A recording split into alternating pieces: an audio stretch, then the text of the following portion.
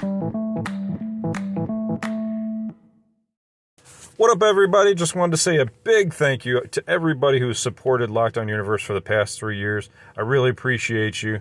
And if you've been thinking about a way to support, but you didn't have $1.99 to support for each month, that is okay. If you want to just buy me a coffee, there's an option for you to just buy me a coffee inside the description of each episode moving forward. So just highlight that, put it in your browser. You can go right there and buy me a coffee or 2 or 3. I like coffee. Who doesn't? And I would really appreciate it. And it would keep me awake enough to make more podcasts for you guys. So I would appreciate that. And just wanted to let you know. Thanks for that. And thanks for supporting the podcast. Let's get to the show.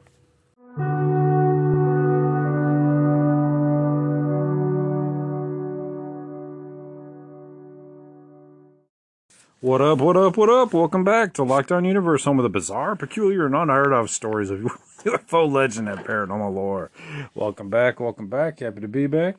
Hopefully you guys are doing excellent and taking care of yourselves. So today, got an interesting one here. Came across an article that talks about a 12,000-year-old skull with a microchip implant discovered by divers. And that made me think about what is the oldest human artifact or proof of civilization that we have, and it's those 30,000-year-old cave paintings and cave drawings, cave carvings from the Aboriginal Australians, as well as the Native Americans, as well as many others. But it's around 30,000, it's my understanding. It's 12,000 is pretty darn old, right? Pretty darn old to have a microchip implant discovered by divers too. So let's take a look at this article. It actually looks like it's written in Chinese originally, but it's on csfsx.com, and it talks about a group of divers who dove into the Sac Actun cave system on the Yucatan Peninsula, and they state that they found 12,000-year-old human skeletons. One expert archaeologist, Guillermo de Ananda, believe that a human skull encased in limestone, which is interesting because we find a lot of things that are encased in limestone. Limestone's pretty tough stuff, and it usually fossilizes a lot of things, was discovered in one of the caves. Its rainwater was to blame, apparently. Many of these bones, according to historians, belong to the Mayan Indians who descended there in search of water. So water was a hard thing to come by back in the day. You had to really travel a long way to find it. And the researchers found this skull to be incredibly interesting. After further study, they decided to avoid talking about it. Interesting. Maybe they were worried about their own personal health, from the government maybe. So furthermore, a Mexican journalist named Pedro Sanchez claimed to have received confidential information from an informant claiming that the skull was actually contained an artificial implant.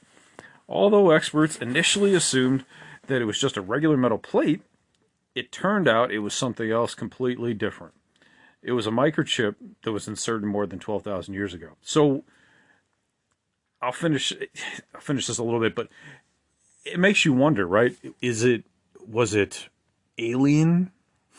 Was it humans that had come from the future back to make a change for something? But if they came back to make a change for something, why did they go to 12,000 years ago? That seems like a weird place to change things. You think, maybe they would have changed stuff, earlier on, maybe. But that's not the case. Who knows? But it states that there are some individuals, including John Lear, who talk about the fact that there are human civilizations on other planets, such as the Moon and Mars. So is it possible that maybe they just, came down here with their technology, or did a time travel and came down? But the question remains is, what's so important about 12,000 years ago in the Yucatan Peninsula? Well, if you remember, the Yucatan Peninsula is the location of the dinosaur comet impact.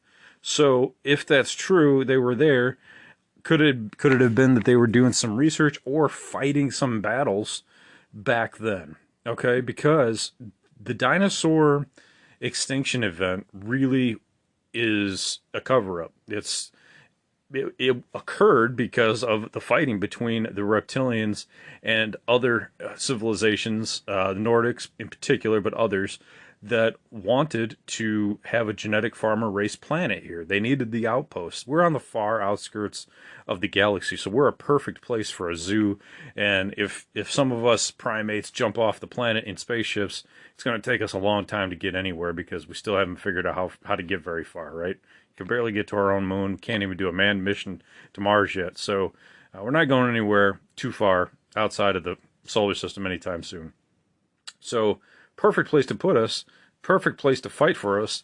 Perfect place to continue fighting for this particular planet. So this planet is not only our home, but it's also a battleground for other civilizations. And that's the beauty of this story, is that in all likelihood, it could have been a tracker. There's plenty of trackers that are in abductees. They're a little bit more developed now, but maybe back in the day, they were, maybe back 12,000 years ago, they had some primitive trackers. I mean, 12,000 years is a long way to come when it comes to technology. Just look at how far we've come in the last 100 years, going from riding horses and buggies to blasting off out into the moon and having a handheld computer in our hands, right? So there's a lot to be said for 12,000 years. So is this particular event true? Well, we don't know. We have to base it off of this article, but this article is pretty interesting. It talks about how the potential for a computer chip could have been in a human 12,000 years ago. And that's far before Christ, far before Alexander the Great, Pontius Pilate, far before, the fall of Rome, all of that stuff, right? All of history is before 12,000 years ago, even ancient Egypt. Okay, so think about that for a moment. The Mayans, right? They're one of the oldest civilizations out there. So what do you think about this particular event? Do you think it's real? Do you think it's fake? Do you think it's possible that some AI civilization came and implanted chips into many humans' heads? It's possible. Anything's possible. Is it possible that we're continuing to battle for our own independence against some of these civilizations? Absolutely. Is it strange that they didn't have some sort of AI nanorobots to take care of them? To put nanorobots inside of these individuals and then fight to track them, right? Instead of putting a microchip, why not put some nanorobots that apparently they have. Apparently they have, and they're able to manipulate. So it's possible. I mean, if you like nanorobots, I mean, the story behind the reptilians is that they're not even in control of themselves. There's apparently some AI race that's infiltrated the reptilians, and when we've captured a reptilian, we've cut open their body and done an autopsy, and they found all of these small little black specks in their bloodstream, and they put them under a microscope and analyzed them, and they found out that they were nanorobots under some other kind of control. So they believe that there's some sort of AI species of some sort. Now, maybe there is. Maybe they figured that out. Or maybe the reptilians invented their own nanorobots and then were able to heal themselves in certain ways, right? That's what we're doing. That's what we're actively doing right now with our own nanorobots. So, a lot of fascinating stuff out there. Anyway, I'm going to leave it at that.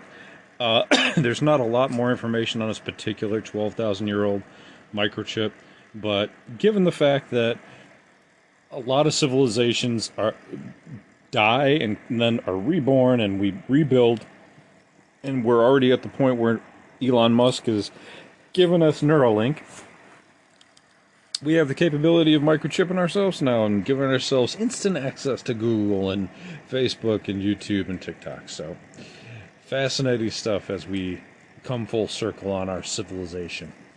Anyway, guys, I love you. I hope you're doing excellent. I'll keep it short and sweet on this one. And I hope you're going to have a great weekend. Happy St. Patrick's Day here in America and around the world. And, have some corned beef and hash on me. And, like I always say, continue to question the universe around you. Continue to follow through on your hobbies and your goals and your dreams. And I'm going backwards on this one. Take care of yourselves physically, spiritually, and emotionally, and take care of your friends and family and loved ones. As always, we'll come back with another excellent episode, and Lockdown Universe out. What up, everybody? Just wanted to say a big thank you to everybody who's supported Lockdown Universe for the past 3 years. I really appreciate you. And if you've been thinking about a way to support, but you didn't have $1.99 to support for each month, that is okay. If you want to just buy me a coffee, there's an option for you to just buy me a coffee inside the description of each episode moving forward. So just highlight that, put it in your browser. You can go right there and buy me a coffee or 2 or 3.